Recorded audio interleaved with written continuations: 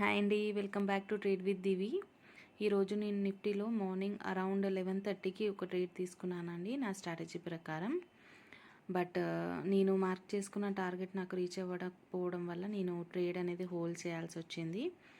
And కాసేపటికి trade అనేది కొంచెం రివర్స్ అయిందండి. అండ్ ఆల్మోస్ట్ నా ఎస్ఎల్ హిట్ అవ్వడానికి వచ్చింది, జస్ట్ 2 పాయింట్స్లో మిస్ అయింది. అయినా నేను ఎస్ఎల్ అనేది ట్రైల్ చేయకుండా అలాగే పెట్టాను. అండ్ అరౌండ్ 2:30కి సడన్ స్పైక్ రావడం స్టార్ట్ అయిందండి. సో నేను టార్గెట్స్ అనేది కొంచెం ట్రైల్ చేసుకుంటూ వెయిట్ చేశాను ఫైనల్ టార్గెట్ కోసం. ఇక్కడ చూస్తే నేను ఫైనల్ టార్గెట్ కూడా మార్క్ చేశాను. ఆల్మోస్ట్ ఇది కూడా హిట్ అయిందండి. సో మీరు ఏదైనా స్ట్రాటజీ పైన వర్క్ చేస్తే అది ప్రాక్టీస్ చేయండి అండ్ ఒకే స్ట్రాటజీ మెయింటైన్ చేయండి, ప్రాఫిట్స్ కంపల్సరీ వస్తాయి. Hope you like my video. Please like, share and subscribe, support my channel.